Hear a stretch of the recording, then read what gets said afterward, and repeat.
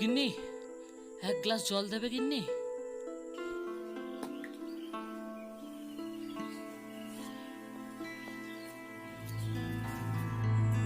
কি গো, খাবারের ব্যবস্থা কিছু হলো? ঘরে যে আজ কিচ্ছুটি নেই। না গো গিন্নি, আজও কিছু কাজ পেলাম না।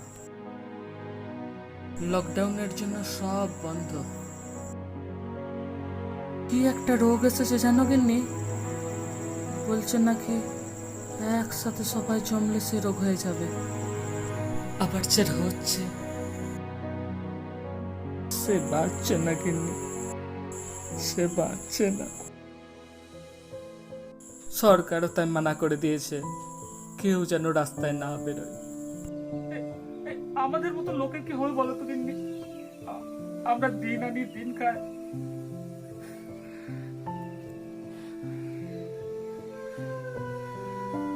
জানি না কি হবে। আজকে একদমে চালও নাই। না গো, একটি দানাও নেই। আমরা না হয় না খেয়ে থাকলাম, ছেলেগুলোকে কি খেতে দেবো বলো তো? কিছু বুঝতে পারছি না।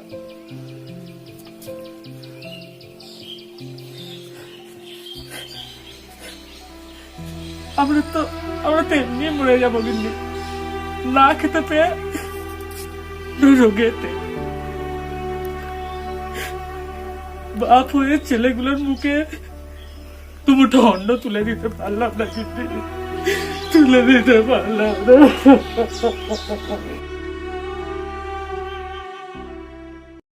এতে কেউ আছেন নাকি?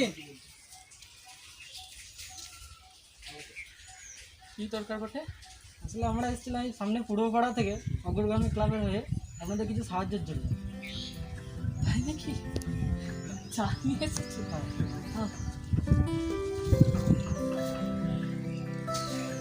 খুব ভালো করেছেন, ধন্যবাদ। খুব ভালো, খুব উপকার করলেন। ঠিক আছে। ঠিক আছে, আমরা তাহলে আসি তাহলে।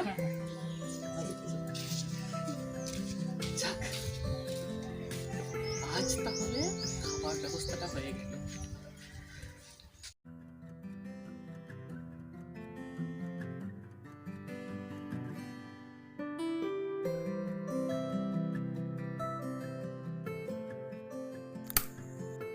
দেখো কাণ্ড, কত বেলা হলো। ওর বাবু ওর, বাবু ওর, বাবু ওর ওর ওর ওর, আরে অনেক বেলা হয়ে গেছে ওর। বাবারে 11টা বেজে গেল। ওর ওর ওর ওর ওর। উঠছি 2 মিনিট দ্বারা উঠছি।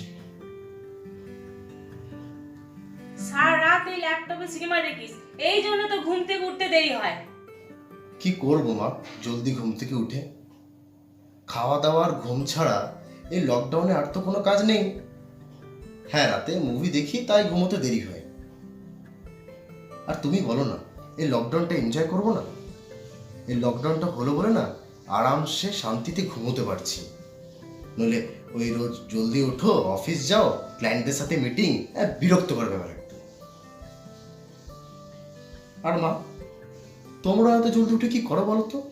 বাড়িতে তো সব কাজের লোক আছে, ঘুমোতে পারো আমার মতো বিন্দাস আরামসে। না, আমাদের এত বেলা অবধি ঘুমালে হবে না, এবারে উঠে পড়।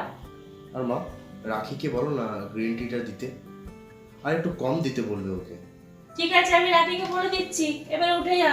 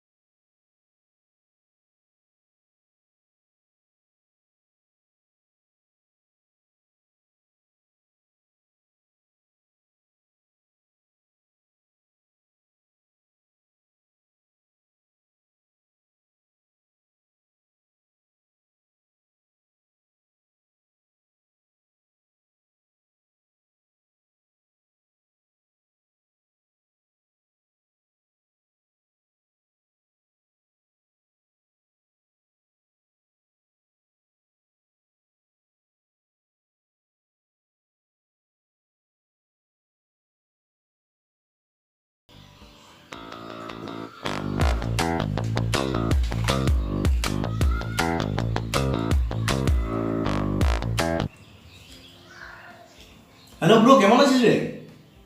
ভালো আছি ব্রো। আগে বল তুই কেমন আছিস? ভালো। সেই কবে আমার তোর সাথে পাবে দেখা হয়েছিল, তারপরে এই লকডাউনের জন্য তোর সাথে মিটও করা হয়নি আর কোনো এনজয়মেন্টও হয়নি।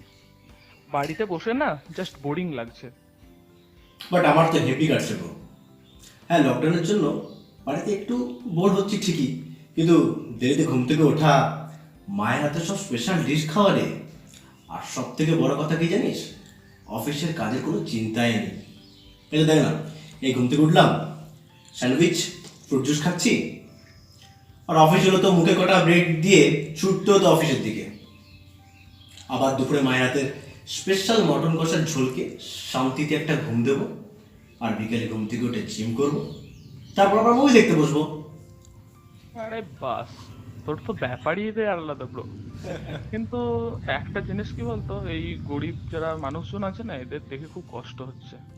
সে আর কি করবি, যার যেরকম থাকে সেরকম থাকতে হয়, আর বেশি কিছু হলে 500,000 টাকা দিয়ে হেল্প করে দিবি ব্যাস। সে ঠিক আছে, তাও আর কি মানে খারাপ লাগছে ওদের দেখে। আচ্ছা শোন না, আমি ব্রেকফাস্টটা করে দিয়ে কল করছি, 5 মিনিট দিয়ে আমাকে। ঠিক আছে, কোনো প্রবলেম। ওকে, আমি তোকে কল করছি। ওকে, বাই, পরে কথা হবে।